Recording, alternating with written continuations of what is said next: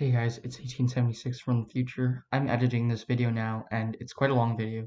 So for people who don't have time to stay the full length of the video, I'm just gonna be discussing some of the things I focus on in the video. So I focus on keeping an eye on threats in a Bedwars game, how to identify threats, when to attack and when to stay passive, and other small tips and tricks. So yeah, enjoy the video, guys. Hey guys, it's 1876 here. I'm recording Bedwars Gamesense commentary today because you guys have requested that you guys don't really like reading yellow text. And since it's not that big of a deal for me to do, I can just commentate over some pre-recorded games that I've played.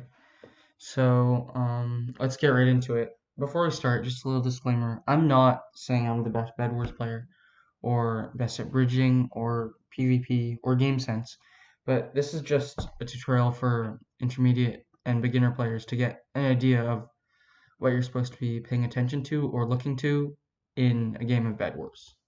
So yeah, let's get right into it. So first thing I do, let's back it up a little here. First thing I do is I check to see who I'm rushing first. So on Speedway, you're usually going to be rushing the person that you go to the diamond gen and then bridge to, not the other way around. So I would not usually be rushing to the left. And a helpful thing in Bedwars is they have this tab set up on the right.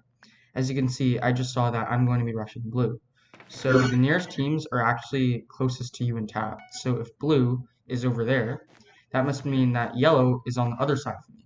And you can see later that that is correct. So Bedwars is actually trying to help you by trying to tell you that which the order of the teams is in. And this is super helpful if you're trying to locate a base or target a specific person. So right now I'm just going to be rushing blue, Fall in the Void. Again, I'm not best Bedwars player at all, but I do have a sense of what I'm doing. Um, I'm going to be buying more blocks here, and I need to speed up my first rush. First rush is one of the most important rushes you need to do in a Bedwars game because it sets you up for the rest of the game. In that if you well obviously if you die in the first rush, then you aren't going to be winning the game. So make my way over to blue. And then here, I'm keeping an eye on my threats. In this game, white could be a threat to me in this game because they were able to take out a bed pretty quickly. So that must mean that their skill level is decently high, right? So I make my way over to blue.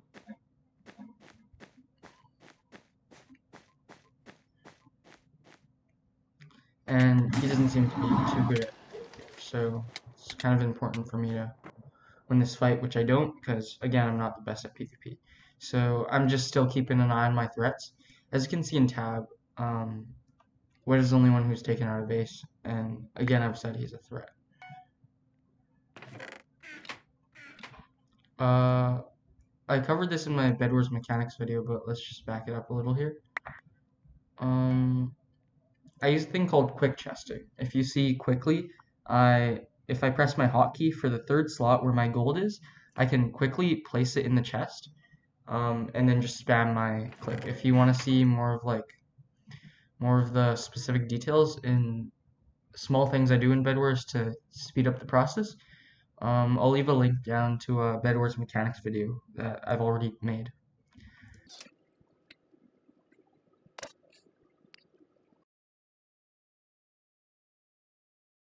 I dropped the diamonds on the bridge because if I rushed in and died to him again, then I would lose the diamonds to him and he could buy more diamond upgrades. So that's the reason I dropped the diamonds on the bridge. And also, another tip I have, if you do have diamonds, you should usually try to pick them up because each diamond gen, the max amount they can have is 4 diamonds. So if you can bring them away from the diamond gen, they can start spawning more.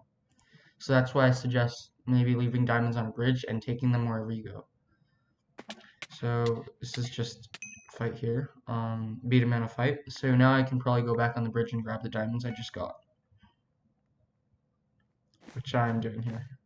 Almost fall again.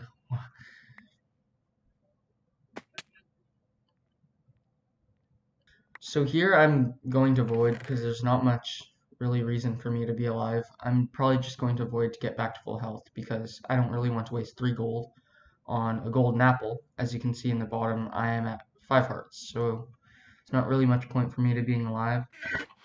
Because I've taken out blue, I need to start looking at red because blue has started bridging to red. And also, if you look at chat, yellow has just taken out aqua, which means yellow is now a threat. Yeah, and now by guessing of skill level, yellow is probably quite good at the game as well. And as you can see, white continues to be a threat in the game as he's just taken out 2 bases now. So yeah, let's keep going. Also, if you guys have any questions, you can leave them in the comments. The thing I do here is I bridge up because it's harder for people to get to your base, and if they do get to your base, they place down wool, which you can see. Right now I'm heading over to yellow because I saw that he was a threat. As you can see, at the beginning of the game, I said blue and yellow will run me, and yellow was the second closest base nearest to me, so proves that the tab is working. Yellow doesn't seem to be his base right now, so I'm rushing his base right now. I don't have eyes on yellow, and I don't know where he is. Oh, it looks like in the corner of the screen, if you guys saw there. Yellow, oh shoot, I missed it again. Yellow's actually in the corner of the screen, so I see him in the corner of the screen at Aqua Base. So I can start heading there immediately after I take out his bed. Still keeping an eye on white. He could be rushing my base any moment, so I can peer to the right of my screen and see if white is coming to my base. As you can see, he started bridging to gray and white, so he could start coming to my base any second now. I'm just heading here on yellow because I do need to take him out of the game fast. Usually for big threats, a mistake that beginners make is that they'll save the hardest people for last. No, you have to, if there are difficult people in the game, you have to take them out as fast as you can so they can't stack up. If your reasoning is that, oh, I can get more stacked up and then fight him, that's not true because they can also get more stacked. So it's easier to fight when you have less gear because if you are bad at PvP, PvP fights when you have less gear can be more random. So you just have to get a lucky hit on them. So here, again, I'm not the best at PvP. I'm just trading hits with this guy. But I do have more diamond upgrades than him. I had sharp and prot, and that guy, I don't think he had any diamond upgrades on him. At least he didn't have prot. Prot is protection, by the way. Here I'm voiding because I don't have eyes on red and white, and they're the only teams left in the game. So, yep, always use the void to your advantage. Always keep an eye on your threats. Oh, and now I spotted white in spectator mode. Good players always know how to use spectator mode to get an eye on their opponents.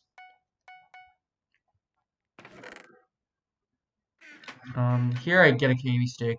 I advocate KB sticks if you are bad at PvP. They're a good way to hit people off the map if you aren't necessarily best at PvP. And I have eyes on white right now. So I'm waiting up here because I don't really want to hop down because then I would have to build a bridge to get back up to my base. I see that white is bridging that way for some reason. He did fall, but the thing here is I don't really want to anger any of them because if I do anger one of them, so let's say I angered white and started attacking him and rushing him, I have no idea what yellow is going to do. And yellow might start coming to my base, which would make it essentially a 2v1 if I got both of them angry. So here I'm trying to keep my kind of keep to myself and be as passive as possible because I don't know who's going to start rushing me. Again, I see white in the upper left of my screen, and I think it's red over there. Yeah, so red is there. And it looks like red is heading to white. So no, red isn't heading to white. It looks like red is heading to my base actually. So I'm kind of just stalling here because I don't really want to anchor any of these people. I'm standing up here because I know that white was going to attack me, meaning he had intent to attack me, and red is obviously having intent to attack me right now. So Bedwars is all mind games. If you can pretend that you're passive and then attack when they're not looking or when they're not least expecting it, then you can win a lot of games this way. I'm not really able to do anything because there seems to be that two people want to attack me right now. Okay, red is making a move here. I need to get him out of here because um, if he and white attacks me, then I have no chance of winning this game. I get a lucky hit on him with my knockback stick, and I sent him flying. So here I'm literally just stalling at my base collecting diamonds. I'm waiting for one of them to fight each other and maybe change their mind about trying to take me out. So I buy a minor fatigue trap there, and he'll pull. I'm just stalling at my base right now.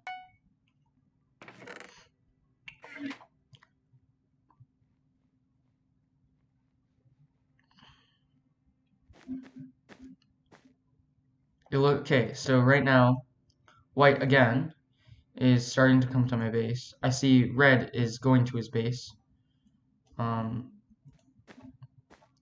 As you can see, white is coming to my base right now, so he is going to start attacking me.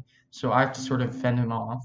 But I also have to be aware that white could start attacking me. But he is heading to his base, probably to spend diamonds that I just saw him picked up. So I need to fend off white and fend off red at the same time.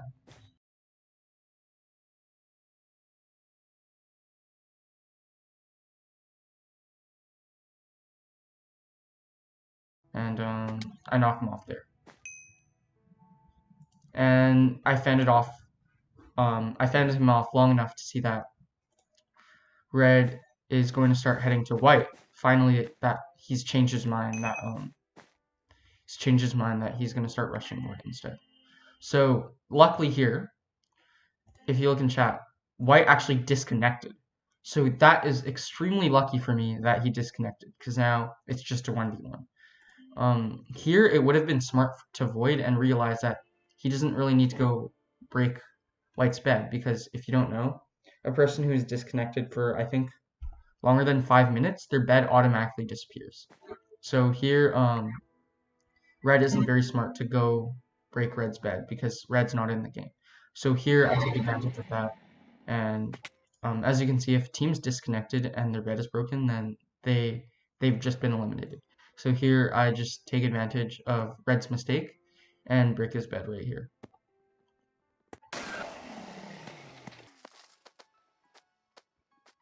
So now that I've broken his bed, I need to get an eye on my threat because a person without a bed is probably just as big of a threat as a person with the bed. And I just fell in the void there by accident. But I can use spectator mode now to kind of scout for him to see where he is. But oh, I saw him right in the corner of my eye, right there.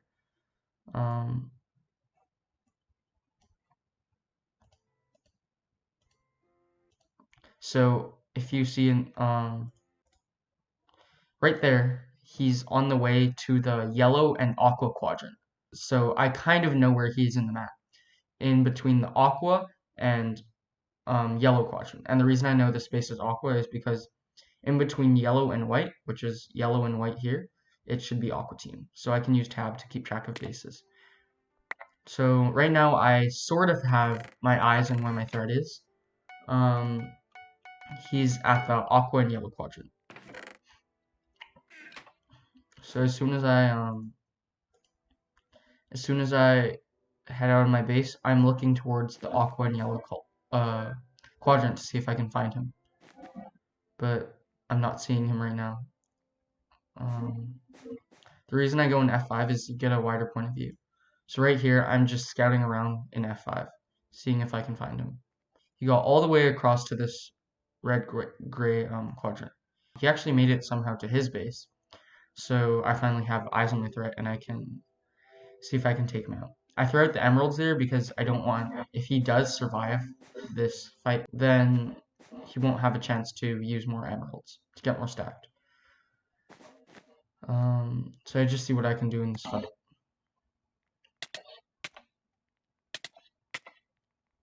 so I do end up winning this fight. Um, yeah, so the thing is, I've made several mistakes in this game. I fell in the void accidentally, what, 3 times? But the point in this video is you don't need to be the best at the game to win the game. So to recap what I talked about in this video, um, I talked about how to keep an eye on your threats, how to identify who a threat is, and when to hold back from attacking and when to attack. So yeah, see you guys later. Merry Christmas.